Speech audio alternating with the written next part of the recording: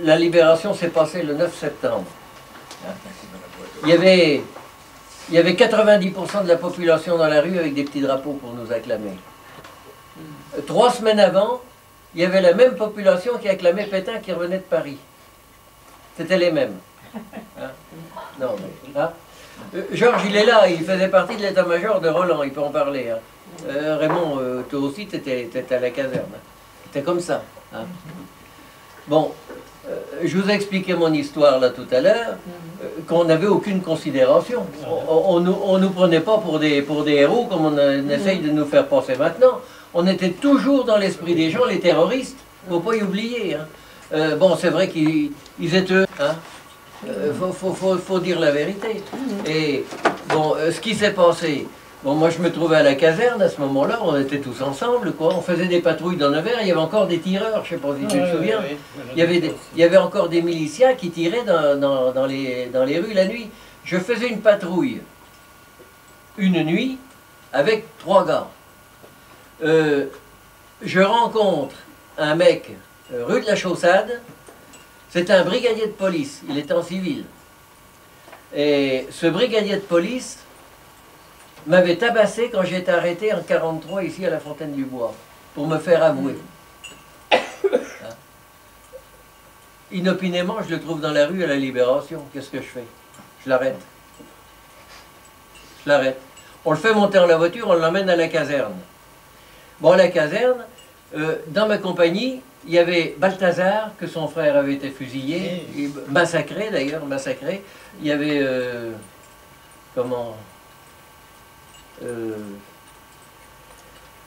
il y avait l'enfant, il y avait Lambert qui avait été arrêté en même temps que moi, et je me souviens plus desquels.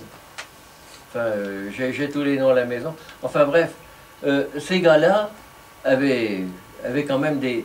Ils tombaient sur un dénonciateur, un délateur de la résistance. Hein. Alors moi, qu'est-ce que je fais? Je téléphone à l'Hôtel de France, à la sécurité militaire. Je dis, j'ai arrêté un dénonciateur, un flic, un dénonciateur de la résistance. C'est pas des on-dit, puisque j'ai subi ces violences, puisqu'il m'avait tabassé à l'hôpital.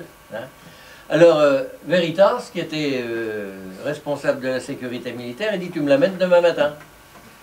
Dans la nuit, les gars qui étaient avec moi, dont Balthazar, son frère avait été fusillé, ils ont dit, c'est un mec, ils ont essayé de le faire causer, il les a insultés, ils l'ont emmené sur les bords de Loire, ils l'ont fusillé.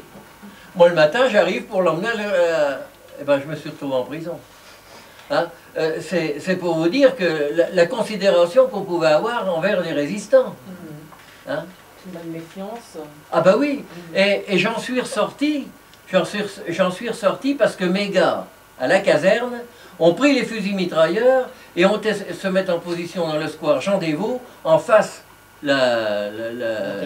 l'Hôtel de France, qui était le lieu de l'état-major de la résistance. Et s'il n'est pas sorti dans 1 heure, on attaque l'Hôtel de France. Ils m'ont relâché tout de suite. Hein. Ça a été reculé pour mieux sauter, hein, parce que au mois de novembre, j'ai été coffré quand même. Hein. Et ben, je me suis tapé quand même 6 mois à Dijon. 6 mois à Dijon pour avoir exécuté, sans passer par un tribunal, un dénonciateur, un pourvoyeur de la Gestapo. Je ne devais pas faire justice moi-même. Et comme ce n'était pas moi qui l'avais fait, que c'était mes gars, je n'ai pas voulu qu'ils en subissent les conséquences, j'ai pris tout ça sur ma responsabilité. Il n'y a que moi qui a payé, parce que tous les autres, ils ont été,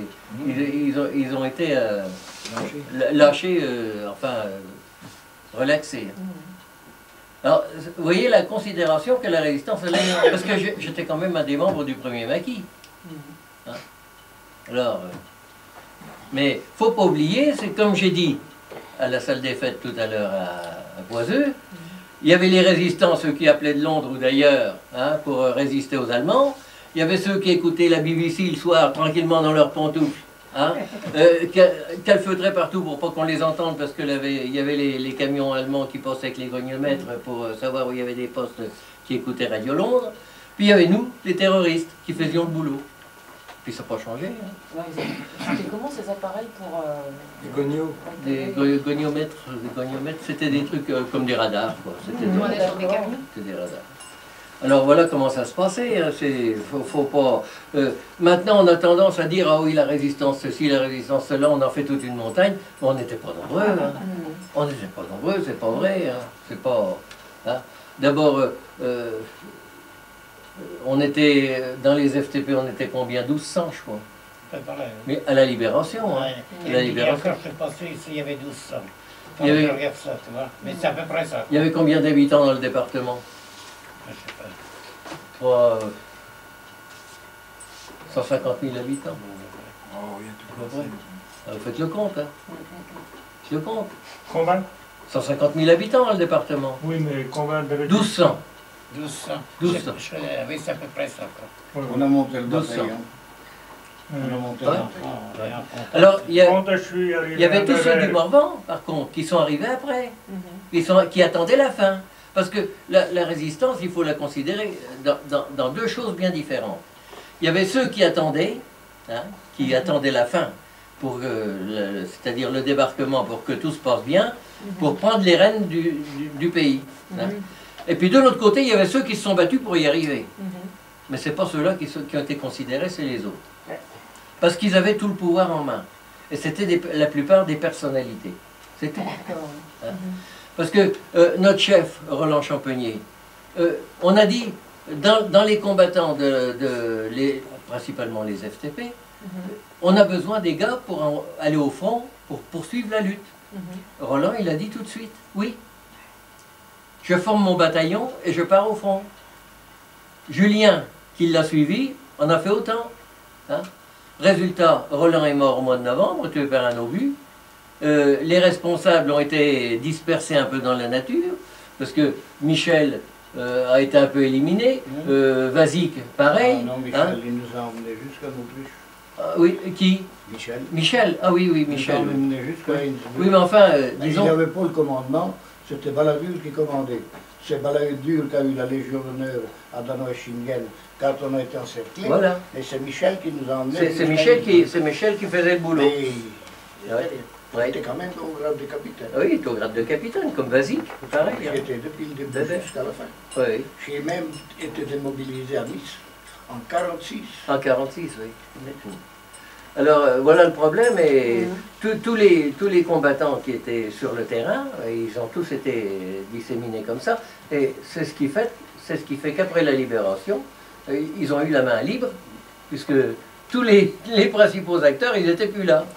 Ce que je trouvais drôle, c'est à la Libération, il y avait peut-être 10 000 personnes. Et quand on était pour s'engager, on peinait à faire un petit bataillon. Ah oui, ah bah oui. On a peiné à faire un petit Ah ben, bataillon. ça affluait de partout. Au Hein. 6 septembre. Moi j'en ai vu arriver à la caserne, il y en a qui se sont engagés à la caserne, qui n'ont jamais fait le maquis. Hein. Ils arrivaient avec des brassards tricolores, on ne savait pas d'où ils sortaient. Il y avait Hein. des faux bâtiments. Et puis Ah dans ben, c'est- la pas mal. Haute-Saône, on a peut-être plus loin pour monter en ligne. Ah oui, oui. On a retrouvé les Boches là face à face, on ne voulait pas avancer. Ah oui. On les attaquer. Ouais. Alors tout... Ben, moi, à la place Chamienne, quand on attendait là pour aller, on avait l'ordre d'aller à la caserne. Bon, ben, on a dit on va passer par là, l'hôtel de France, quoi. Il arrive deux types galonnés là. Faut aller directement à la caserne, faut pas passer par l'hôtel de France, c'est défendu. Bon, je m'en fiche, on s'en foutait pas mal là. C'était les... Et je suis été directement à la caserne, je suis passé en dessous. Mais pendant ce temps-là, ben, il était qui paradait, on avait paradé à l'hôtel de France. Ah oui. Et j'étais avec 153 hommes et puis des femmes. Ouais. C'est tout le problème de la libération, mais maintenant on estompe tout ça. On estompe tout ça. Comment on n'avait pas fait ça pour la gloire, nous? Exactement. Exactement. Alors on avait l'air de s'en fiche, mais on a eu Il y tort. avait les Allemands à Saint-Pierre-le-Moutier, Ah. l'hôtel de France, tout ça c'est dégarni. Ah oui, Il n'y avait oui. plus que nous. Oui. Tous les autres étaient Ça partis. faisait combien? Une semaine qu'on était là? Oui. Une semaine Même à peu pas- près? même pas une semaine. D'un seul coup, une alerte! Oh, il y a une colonne allemande qui remonte du sud-ouest, là, qui arrive dans les environs de Saint-Pierre-le-Moutier. Oh, bon, tout le monde branle bas de combat, hein. Mais tout l'état-major qui s'était formé à l'Hôtel de France, ils ont plié leurs bagages, ils sont partis dans le Morvan. Et nous, on était là, on était positionnés sur la Loire pour les empêcher de passer, puis il y en a d'autres qui ont été jusqu'à Saint-Pierre-le-Moutier. Et c'est Moi, là j'y ai été. Oui, toi tu y étais. Moi j'y suis pas allé. J'étais sur la Loire, moi, entre Nevers et Saint-Éloi. On avait fait des trous individuels avec les fusils mitrailleurs et tout, on les attendait. Hein. D'abord, il y en a qui ont essayé de passer, et ils ont fait demi-tour vite fait. Hein. Alors, on a fait combien de prisonniers là? 2000 et quelques. Oui, 2000 et quelques prisonniers. Parce que les autres, ils ont été... Avec armes et bagages. Ouais. Et en plus de ça, la partie ridicule de l'histoire, c'est quand ils ont su qu'ils allaient être escortés par les FFI, ils n'ont pas voulu déposer les armes. Si bien qu'ils sont venus, mais plus de cartouches dans les fusils, l'arme à la bretelle, jusqu'à l'usine Thompson, et puis il y avait les FFI de chaque côté qui les conduisaient. Non, Hein? non, on a un stock qu'on était à Orléans, ils n'ont pas Oui, voulu mais se c'est rendre parce aux qu'ils n'ont pas voulu, FFI. ils ont pas voulu venir Quand à je suis- Saint-Pierre-le-Moutier. Quand je suis arrivé à Saint-Pierre-le-Moutier, moi, Hein? qu'est-ce que je vois? Il y avait des FFI là, et puis les autres qui passaient entre midi, qui sont allés sur l'autre route. L'arme à la bretelle, les Allemands, tout ça. Ben, j'ai dit, qu'est-ce qui se passe? On se tire plus de Ça dessus, paraissait là. bizarre, ça c'est sûr. Ça, c'était à quelle date? Mais Bah, c'était à 9h, mois de ils septembre ne sont pas venus 44. avec les armes. Hein. Oui. À 9h, ils ne sont pas rentrés avec Ah, non. les armes. Non. Ah si. Non, non. Non, non, non, non. Ah, non, Il y en avait il y en avait, mais ils étaient camouflés. Oui, C'est-à-dire ils que- étaient dans les petits chariots avec les chevaux. C'est-à-dire que les armes qui ont été prisonniers, c'est les maquisards qu'ils ont pris aux Allemands Oui. On leur a pris tout ce qu'on a pu. Oui, Ben oui, oui. oui. pour les faire prisonniers. Le début de la résistance, C'est ça? on volait les armes aux FFI, Exact. on était FTP, Ben oui. on volait les armes aux FFI. On a Qu'est-ce ouais. qui donnait les armes Parce aux qu'ils en FFI? donnaient. Ouais, ouais. C'était De Gaulle qui les envoyait. Mais nous, FTP, on était des corps francs, Oui. on n'avait pas d'armes. Ils étaient Donc reçus on les par volait aux FFI. toutes les Quand il y armes. avait un parachutage, on ne le loupait pas, on l'entendait. Oui. On dit, ah, Toutes, tiens, toutes on les s'est armes étaient recyclé. expédiées par Et l'intermédiaire on se du... retrouve avec les FFI, puis souvent bureau. avec les Boches. Ça fait qu'au lieu d'être à deux, qu'on était déjà contre les armes, on se trouvait à trois. On ne savait pas lesquels qu'on avait tiré. Ah oui. Oui, c'est Enfin, vraiment comme ça. il y avait des FFI Tiens, que, il y a- À Mornay-sur-Allier, on avait été en chercher une nuit, on s'est retrouvé avec les Boches et puis les FFI. Et puis on a suivi toute la digue du canal. On mettait 2 mitraillettes, 3 mitraillettes dans les sacoches, puis on Bien. s'amenait puis derrière, on regardait voir si c'était un de chez nous, ben c'était...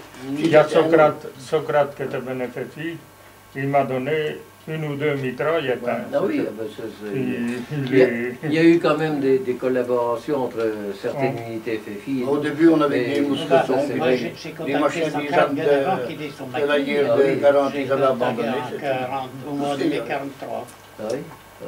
Terreau, Et il devait les même armes venir automatiques. avec nous, mais il avait d'autres contacts dans le Jura. Là, il a continué là-bas parce que nous, on ne pouvait pas lui donner là. On Ah n'en oui, avait bien pas. sûr. Parce que toutes les armes étaient envoyées par Londres, mais par l'intermédiaire du BOA, le Bureau Ah des bon, opérations d'accord. aériennes. Quand- Alors, quand il y avait des c'était, armes, ils étaient d'obédience gaulliste, c'est vrai, bon bah patriotes, mais ils stockaient en prévision de la fin.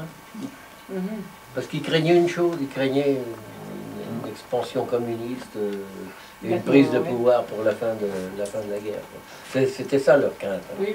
Alors il fallait nous éviter de nous donner des armes, c'est vrai que les FTP, quoique Roland il a reçu quand même 2 ou 3 parachutes Oui, à la fin, oui. à la fin. Et en 43, quand son père il a été arrêté, puis elle aussi, en 43, au 14 juillet, bon, on avait déjà acheté la voiture, une C4, une camionnette, à Picard, pour transporter des armes. Mhm. Et puis c'était des FFI, Picard. Ah oui, oui. J'étais le chef Ouais. FFI de Cône, Oui. de Meis, si tu en allais là. Et nous avait vendu la camionnette. Mon beau-père n'avait pas de permis, puis moi je savais pas. Mon beau-père il savait pas conduire, puis moi j'avais pas de permis. Ouais, donc, il savait que Fallait accommoder conduire les une deux. moto, ça fait qu'en deux, ben, Une longue on a ligne. ramené la camionnette. Et puis les Boches ils l'ont volée. Au mois d'octobre, les Boches ils l'ont prise, et puis ils l'ont volée à Bourges. Ouais. Ah, c'est... Ça c'est- À Saint-Pierre, les gars bourgoins, là, Ah oui, avec les jeeps. ah oui. Et je le Il n'y avait pas 50 jeeps, Les deux, 2 ou 3. 2 ou 3. Ah, Ils ont tourné à 5-6 km, ils tournaient en première, puis les Allemands, ils ont fait croire aux Allemands qu'ils étaient encerclés, qu'il y avait un convoi. quand ils se sont pointés à Saint-Pierre, ils ont fait la gueule les autres jours. C'est pour ça qu'une partie qui a été dirigée sur Orléans. Ouais, ouais. Et Ils ne voulaient pas se rendre aux terroristes. Ouais. Le général, il a voulu se rendre à l'armée américaine, mais pas aux terroristes. Ouais. Ben, nous, quand on est monté en ligne avec Roland, il y avait une Jeep. Ouais. C'était Roland, puis le Chevrier, le colonel Chevrier qui l'avait. Puis il était comme nous, puis il n'avait jamais monté là-dedans. Ben, Et ben, quand il était dans la boue, puis dans la neige, qu'on montait là-haut, ben, il allait où c'est que la Jeep venait balle. C'était comme l'homme, ça, avec une, avec une botte d'herbe. Quand tu tires à gauche, tu vas à droite. C'est sûr que les premiers maquisards, c'est les FTP. Ah bah oui, C'était pas de problème. Les premières Et puis qu'on a vues, c'était des après, justement, tu parles de... On était Ah bah oui. terroristes. Eh ben, en 1944, on n'était plus terroristes. Parce qu'au 1er janvier 1944, ceux de la classe 44 comme moi, ils devaient aller passer le conseil de révision vers les gendarmes à la Hierge. Pour nous qui étaient du Cher. On a été avec Roland, il était du même âge que moi, il n'a pas été. Moi non plus. On a envoyé 2-3 Espagnols, on était malhonnêtes aussi. On dit si on se fait tout, on va faire tous les Espagnols. Ah oui, c'était comme ça. Ouais. On a pris 2-3 Espagnols qui étaient de notre âge, et on dit, allez donc passer le conseil, vous direz vous êtes français. Ah, c'était la franchise qu'on avait. Ouais. J'ai entendu ça. C'était comme ça. Ouais. Et on n'y a pas été, puis après on était désignés hors de la loi. Ah oui. On n'était plus terroristes. Parce qu'on n'avait pas passé le conseil, et on devait y aller. Ouais, Donc, on était Constant au-dessus de la Pichot, loi. c'était le même cas. On était hors de la loi. Il avait reçu sa convocation pour aller se présenter à la Charité, à la gendarmerie, puis il a envoyé un copain. Le copain, ils l'ont gardé, il dit moi j'y vais plus. Et puis, parce qu'on ne savait pas si c'était sur les Boches Ah ou oui. sur les Français. Exactement. Ouais. Parce que tu sais, quand on tombe sur les Boches ou quand on tombe sur les Français, on est aussi mal outillés. Ah oui, c'était Ah oui, pareil. ah oui. C'était pareil. Parce que les Français, ils nous entendaient causer, mais les Boches, ils ne comprenaient pas les trois quarts du temps. Ça allait encore. Et les Français, les mauvais Français, ils nous entendaient bien causer. Hein. Ah oui, il fallait faire attention. Il était plus mauvais que les Boches. Quand on était pris, moi j'étais pris Il dans était la plus route de mauvais que les Boches, 44, et je croyais que c'était un Boche, puis c'était Paoli, puis il Il était t'habillait pire que les en Boches. Allemand. Là j'ai pris une tatouille comme jamais, j'en ai pris une. Ouais, ouais. Et alors pour le recrutement des maquisards, ça se passait comment? Ben, le recrutement. Ah, c'était- Le genre C'est recruteur. difficile ça. C'est-à-dire que on avait quelqu'un dans un coin qui était désigné, on le contactait, puis c'est à lui qui devait faire la recherche des sympathisants et après qu'on agglomérait avec nous si on pouvait. Donc en fait c'était aussi à partir de connaissances. Oui, c'est par connaissance. Oui. Mais on ne connaissait pas tout le pays. Moi j'étais à Cône, j'étais à la Charité, j'ai même été à Moulins-sur-Allier, à Decize. Je suis venu ici. Ah ben, je te connaissais. Quoi. On ne se connaissait pas avant. Hein. Ah si, je te connaissais avant. Avant que... Putain, je me souviens plus. Hein. Avant que tu sois là pour nous donner les tracts et puis tout ça. Oui, j'étais pas venu te contacter là. Alors, si tu es venu me contacter, sûrement, mais je te connaissais pas avant. Tu ne le connaissais pas comme responsable. Voilà. Non, non. On ne donne pas notre nom à chaque tour. C'est-à-dire... Et nous, on fréquentait deux filles à l'époque, qui travaillaient ensemble. On allait les attendre à la porte, on ne se connaissait pas. Chacun se méfiait de l'autre.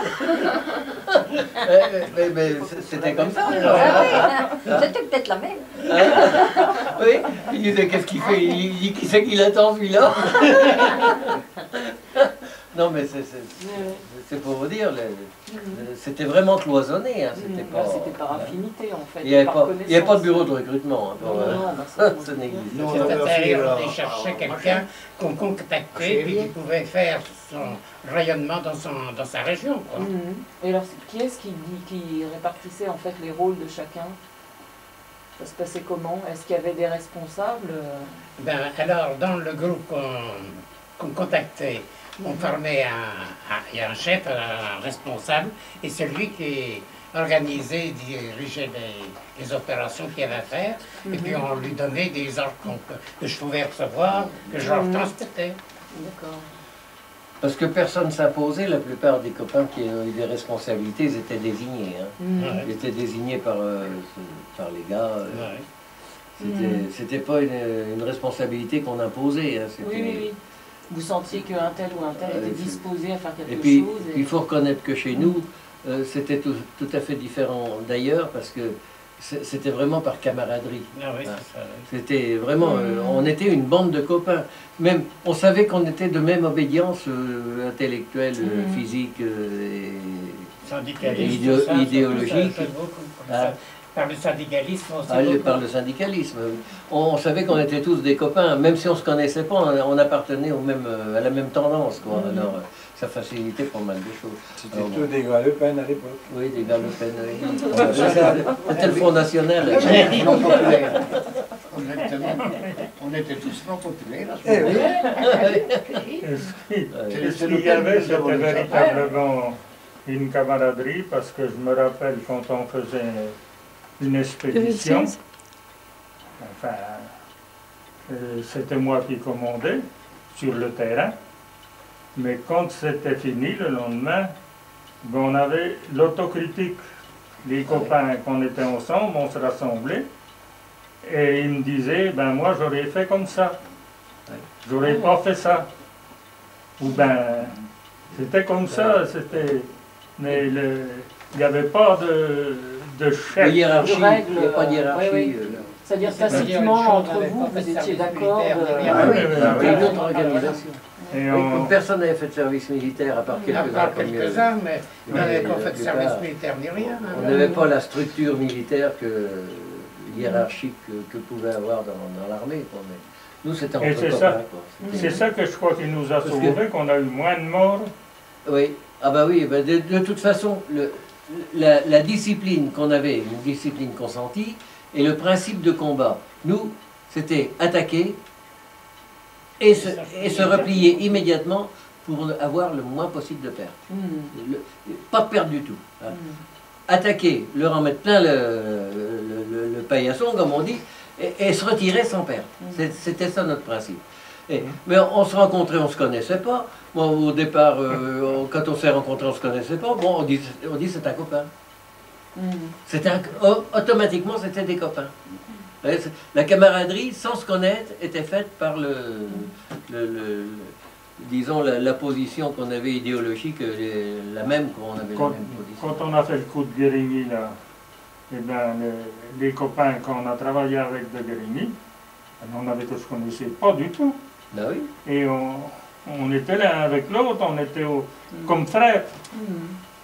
C'était- Quand on a fait le maquis, la Fontaine du Bois, personne ne se connaissait. Moi, je connaissais Tomé.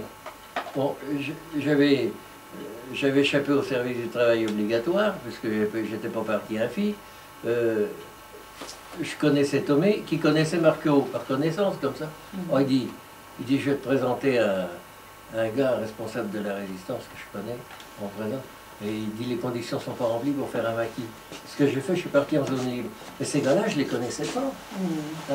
On s'est retrouvés à Sainte-à-la-Fontaine-du-Bois, personne ne se connaissait. On est devenus tous des copains. C'était des copains, il n'y a pas de problème. C'était automatique. Hein. Dès l'instant qu'on était dans la même cause, qu'on défendait la même cause, on était tous des copains. C'était ce qui était différent. Parce que vous avez pas mal de maquis, par exemple, dans le Morvan, qui étaient régis par l'instruction militaire officielle. Beaucoup. Le plateau des Glières, hein, le Vercors, le Vercors était basé sur l'armée. Résultat, c'est un massacre. C'est un massacre. Combien qu'il y a eu de pertes chez nous? Il n'y a pas eu grand-chose. Il n'y a pas eu grand-chose. La bataille de Donzy, il y en a eu combien? Une dizaine, oui. Une dizaine. Chez moi, il y en a eu combien chez toi? Oh, Deux? deux qui sont été déportés encore. Oui, chez moi il y en a eu deux. Il y a eu Baudin et puis Saget qui s'est fait tuer bêtement. Mais enfin, on n'a presque pas eu de perte. Alors vous étiez responsable d'un maquis? Non, j'avais un groupe, j'avais l'effectif d'une compagnie, j'avais 120 gars sous mes ordres. J'ai commencé comme chef de groupe et puis ainsi de suite. On montait automatiquement, suivant les responsabilités qu'on prenait. Et puis aussi sur le terrain, suivant l'action qu'on faisait. Et c'est là que les responsabilités étaient données. C'est-à-dire, moi c'est pareil, à partir du mois de juillet, et ben, juillet à août, jusqu'à septembre, je crois bien que c'est là que j'ai fait le moins de travail, parce qu'on avait tous les scènes qui arrivaient, parce avant juillet, ben, si j'étais 153 à la Libération, je me demande si on était bien 70 avant. Ah oui. Alors là, il fallait les ravitailler, il fallait tout. Ah ben, c'était le gros problème, ça. Ouais. C'était le gros problème. Parce que... nous, on n'a pas eu pas trop de problème quand même, parce que là, comme j'étais d'abord paysan d'avance, Oui. d'avance, enfin, D'origine. oui, d'origine, il y a à peu près toute la commune, c'était incroyable, comme ça, les communes environnantes. Ah oui. À Saint-Bernard-des-Bois, on avait monté une infirmerie. C'était les maires qui réquisitionnaient au mois d'août pour nous, pour le ravitaillement. Mais il y en a des places qui ont eu des problèmes. Ah ben, on a eu plein de... chez nous, c'était... Et moi, que les copains avaient fait planter le blé dans la ferme, comme je n'étais pas là, eh ben, on l'a fauché. Ils sont venus pour... Et puis le bateau battage, Il y a des j'ai photos une là-dessus. photo. Il y a des photos là-dessus. Hein? Il y a des photos là-dessus. Oui. Et puis, eh ben, on l'a emmené au moulin, le moulin nous a fait la farine, et puis et il y avait les vieux fours que les gens du village, pas du village, ici, de la commune, ils l'ont remis en route, qui faisaient le pain. Que ce soit Martangino, tous ces coins-là, c'était formidable. Je dois te dire qu'à un moment, on était près de 400 quand même sur la région, là, il y avait 4 compagnies. Alors en fait, vous étiez responsable de... Du Jean Jaurès. Du maquis Jean Jaurès, le maquis Ouais. Jean Jaurès.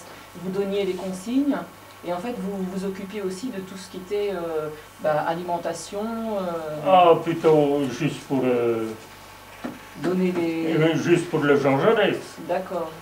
Mais autrement, pour les autres, ben, c'était l'état-major, puisque l'état-major Mais était sur la commune, là, il était à Courtois, c'est un vieux château qui était sur la commune, et puis à Prinevaux, après. non mais tu sais, pour des jeunes comme ça, ils ont des difficultés à comprendre les problèmes qu'on pouvait avoir pour le ravitaillement. On était dans la clandestinité. Oui, oui. On ne pouvait pas se montrer. On On n'avait aucune livraison de marchandises. Il fallait se débrouiller par nos propres moyens. il y avait Alors- pas de ticket. Oui, il y avait des tickets. Il y avait des tickets, ceux qu'on barbotait. Hein. Mais est-ce que vous imaginez, par exemple, je vais vous citer le cas du maquis où j'étais. On a commencé à 14 le 6 juin 44. On était 350 au mois de septembre. Eh bien, du mois de juin 44 au mois de septembre, il fallait désigner au moins une trentaine de gars pour faire le ravitaillement, pour donner à manger à tout le monde. Est-ce que vous imaginez ce que c'est que de faire à bouffer? Déjà rien qu'une tablée comme ça tous les jours. Et quand vous en avez 300, et 300, et que vous ne pouvez pas aller chez le boulanger chercher votre pain, hein? Vous pouvez y aller que la nuit avec un bon de réquisition ou la mitraillette. C'était ça la solution. Il n'y en avait pas d'autre. Hein? Il fallait se débrouiller comme ça, soit par la force, soit par la volonté. Alors c'est aussi le système de vos relations peut-être qui... faisait Les que relations, vous- mais vous savez, les relations, on en avait très peu. Hein. Mhm. C'était surtout par la force qu'il fallait y aller. Hein. Quand on allait réquisitionner par exemple un veau ou des moutons, c'était par la force les 3/4 du temps. Hein, vraiment. Moi, non, chez nous. Toi, t'étais dans le coin, t'avais tous les... Mais nous, je sais que sur la Bertrange, ben, c'était par la force. Hein. Il n'y a Ouais, pas de mais problème. d'accord. Hein. Il n'y a pas de problème. Non. Chez Roland, c'était pareil. Hein. Hein. Quand, Quand on était à la Fontaine du Bois, on n'était que 7. Hein. Mais pour se nourrir, on était chercher un veau chez Dagoneau. Hein. Oui, c'était Dagoneau, je crois, oui, qui était à Guérigny. Hein, Oui, c'est un c'est collabo. On les choisissait quand même, hein, on n'allait pas chez n'importe qui. On était tué le veau, on l'a ramené à la Fontaine du Bourg. On a mangé que 2 grillades, je crois. Ils nous ont arrêté le surlendemain. On n'a pas eu le temps d'en profiter. Mais enfin, c'est comme ça. On a remarqué, c'était marqué dans notre condamnation. Hein, vol, oui, vol. D'accord. Hein, vol et Alors, recel. à partir de quel moment il y a eu Hein justement... Ah oui, il avait porté à plainte. partir de quel moment il y a eu donc justement ces affiches placardées pour vous rechercher 43. 43. Mois de 43. janvier 43, sûr. D'accord. L'hiver 43. Et donc c'est venu à la Parce que suite 42, de cette agression à un officier, c'est ça? Oui, à Grigny. Voilà. Mais il y avait des recherches beaucoup avant, Mhm. des communistes. Il Oui, faut dire la vérité. Très juste. Parce qu'il avait été mis hors la loi On était pas du matin. en 1939, je crois. Oui. Oui, oui. Oui.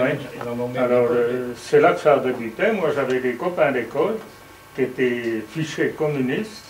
D'accord. J'avais un voisin qui était pareil. Eh bien, ils ont voulu l'arrêter, c'est-à-dire, ils ont arrêté le père Gros. Et puis, il a passé jusqu'en 44, quoi, jusqu'à la libération. Mhm. Et puis, le Siron, mais lui, ils l'ont relâché 8 jours après. Alors là, on se méfie après de lui, mais enfin, il n'y avait pas lieu de se méfier.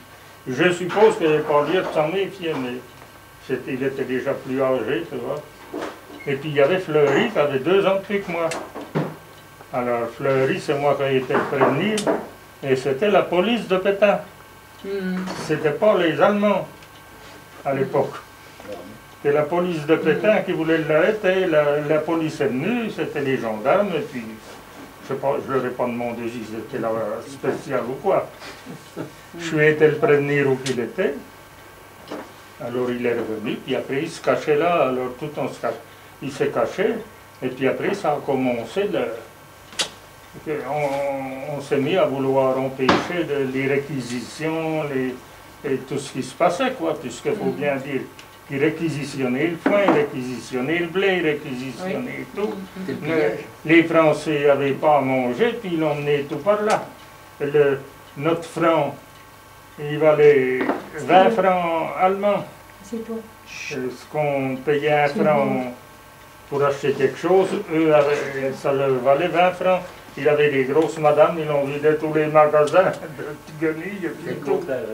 Hein? C'était le contraire, le marque il valait 20 francs. Oui, oui, le marque valait 20 francs.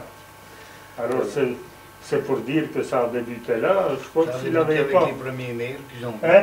C'est quand les Boches ils sont arrivés, ils ont changé tous les maires, Ouais. tous les maires des communes. Ça fait qu'en 40, ils ont déjà enlevé tous les communistes qui faisaient partie d'une association. Hein? Tu faisais partie du football, tu faisais partie de la pêche ou autre chose. Dans toutes les associations, ils triaient déjà tous les communistes. Ouais. Ils en ont même emmené en Afrique. Ouais. Pas manger. On a toujours une lettre du préfet, donc mon père l'avait été rayé. Rayé du football. Oui, oui, avec Rignaud. L'association de Ils les avaient football. emmenés Comme en communiste. Afrique, les premiers, en 40. Mais le Alors, droit d'association comme n'était le- pas interdit à cette époque-là? Ben Il n'a non, pas été interdit. il y avait encore on jouait au football pendant la guerre. Quand tout le temps. Elle était président du foot. Je sais pas les autres, s'il y avait d'autres. Après, moi j'étais en 1942. Hein? Alors vous dites vous disiez qu'il y avait une sélection, mais en fait il y avait quand même le droit d'association. Ben, c'était les Allemands en 40, quand ils nous ont envahis, ils ont déjà enlevé tous les conseils municipaux. Ah oui. Oui. Ils en ont mis d'autres. Hein. Mhm. Ils ont mis des maires. Hein. C'était les maires Mhm. qui étaient partisans des Allemands qui nous commandaient. Mhm. C'est tout. Puis les flics, ils en ont fait autant. Puis ceux qui étaient un peu rébarbatifs après, ben, ils les envoyaient au port, mais il fallait que nous marchions avec leurs ordres. Mhm. Moi, j'ai travaillé jusqu'en 43 sur la loco, à l'usine. J'envoyais 600 tonnes de camelotes pour le mur de l'Atlantique. J'avais un Bosch à côté de moi tous les jours. Il ne m'a jamais causé. Tous les jours, il faisait des petits papiers, il écrivait.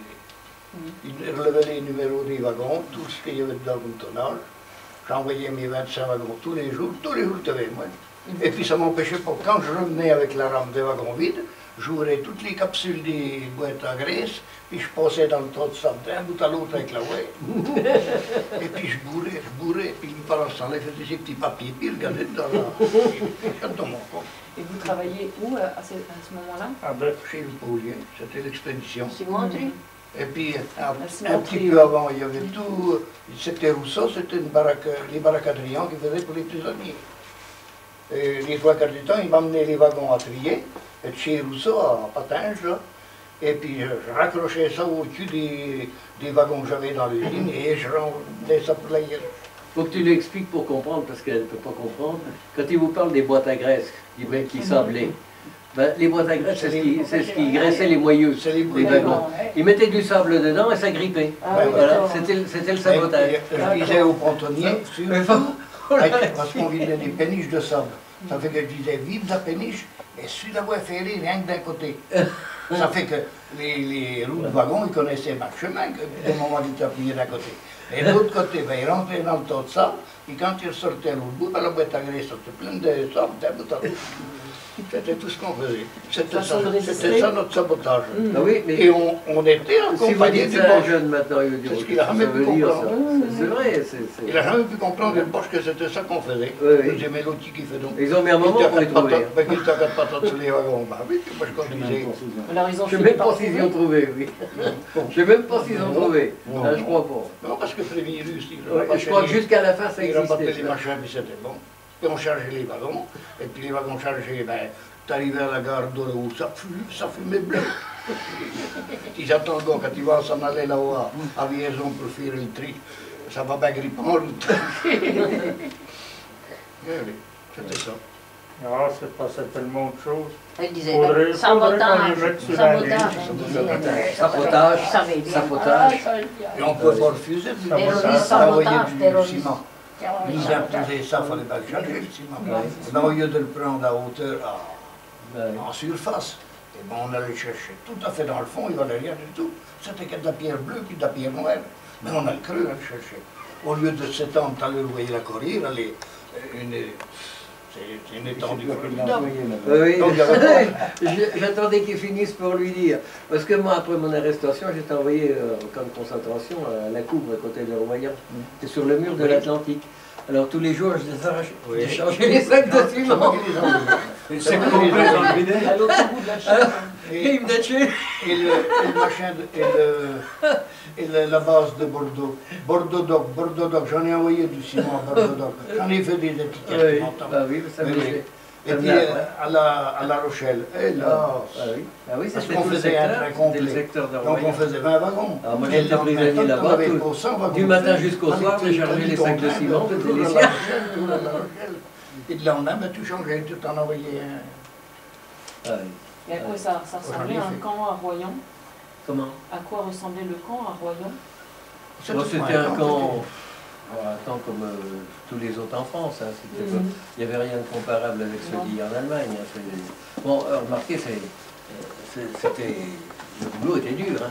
Parce qu'on se levait le matin à 6 heures, on avait la pelle, on avait un quart d'eau chaude, d'espèce de bouillon cube, là, vous voyez, machin. On avait nos 250 grammes de pain et je ne me souviens plus 20 grammes ou 25 grammes de beurre. Hein. Ils nous donnaient du beurre parce que c'est ce qui nous soutenait, hein, des vitamines. Et on partait au boulot, mais on rentrait que le soir. On restait toute la journée au boulot. Alors, ils nous emmenaient dans des camions. Sur le mur de l'Atlantique, on fabriquait, on était les hommes de main pour fabriquer le mur de l'Atlantique. Hein. Et on était des prisonniers, on avait l'habit bleu, des bleus de travail, bleus, avec une bande rouge qui nous traversait tout autour, sur les jambes et puis sur le corps, hein, pour nous distinguer. Et on travaillait avec des gars qui étaient du service du travail obligatoire, mais qui eux étaient libres. Hein. Ils étaient obligés de travailler, ils avaient été envoyés là pour travailler, mais eux ils étaient libres dans le camp. Ils n'avaient pas d'uniforme, rien du tout. Nous on était bagués, on travaillait au nerf de bœuf. Hein. C'était pas du tout la même chanson, puis avec la mitraillette sous le bras, hein, qui nous souvenait. Mais ça n'avait rien de comparable avec les camps qui ont été en Allemagne. Hein. Bon, déjà, ce qu'on avait, par contre, on avait le mitard. Alors celui, quand on recevait les sacs de ciment, Le sable sur les plages de la Coubre, là, de Royan, il est très fin. Alors, ils avaient mis des planches qui faisaient à peu près 30 cm de large pour nous permettre de marcher avec les sacs de ciment. Ils faisaient combien 50 kilos à l'époque. Ils faisaient 50 kilos. Avec une gamelle par jour, il fallait quand même... on en transportait des tonnes. Alors, c'est là que...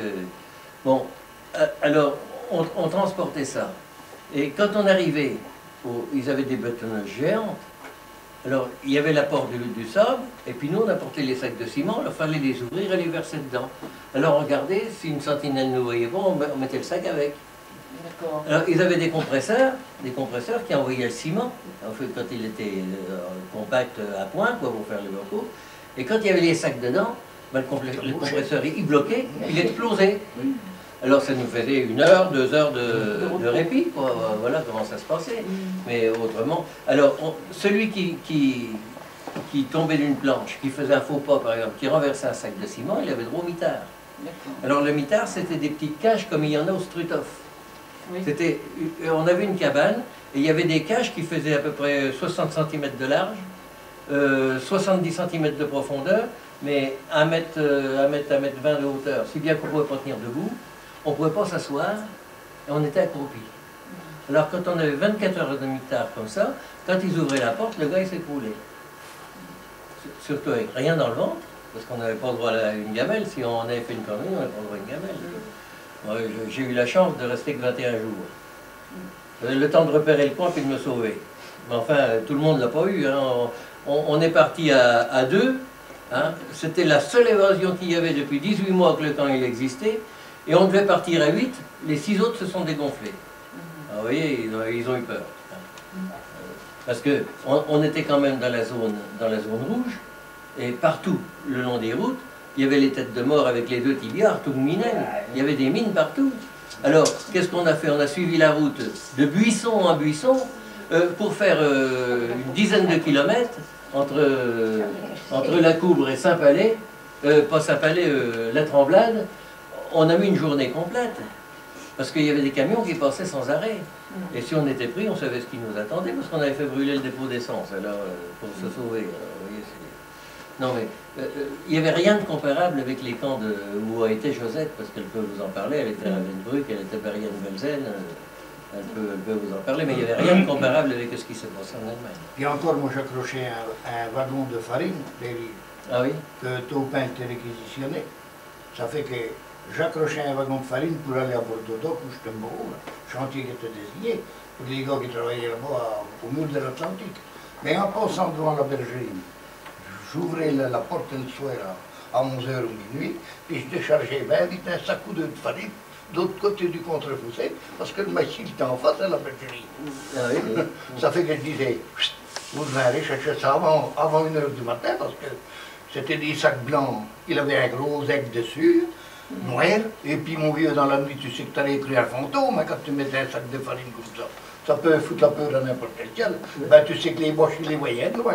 Ça veut dire aux gars, venez chercher bien vite, avant que le jour il pointe, parce que sans ça, ils vont pas savoir qui c'est qui les a posés là. On avait dit 2 sentinelles qu'on mettait. Ben, c'était 2 sacs de farine pour le maquis quand même, il y a de comment. On raconte ça, mais mademoiselle peut-être ne peut pas réaliser.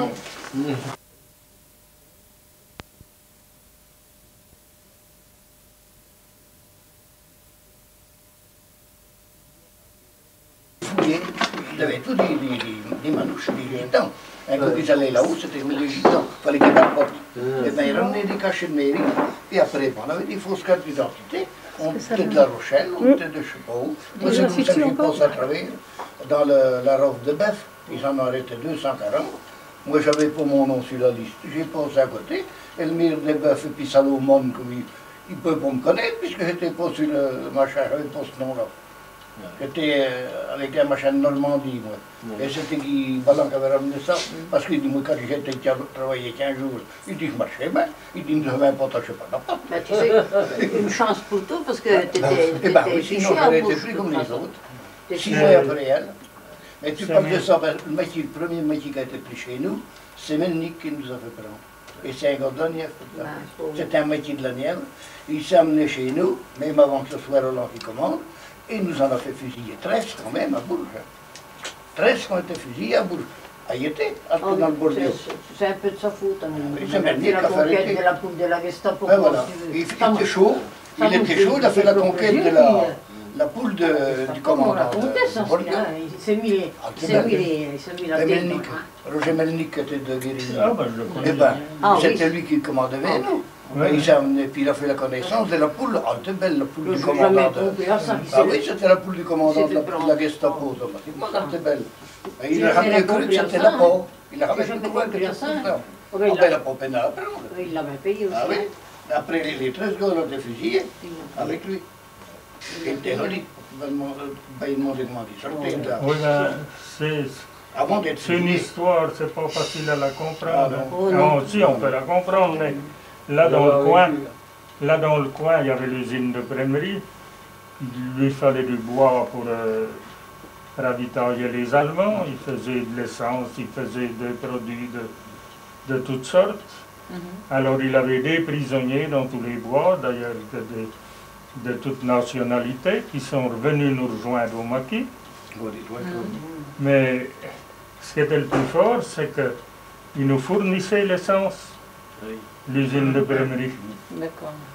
Il y avait un ingénieur avec un chef d'équipe qui nous a amené de l'essence au maquis.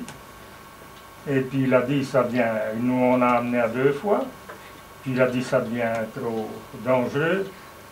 Il y a un wagon, je vais vous amener des tuyaux, il y a un wagon sur le chantier là-bas, Une ils m'ont citerne. expliqué où. Une citerne. Hein? Une citerne. Ouais, une citerne.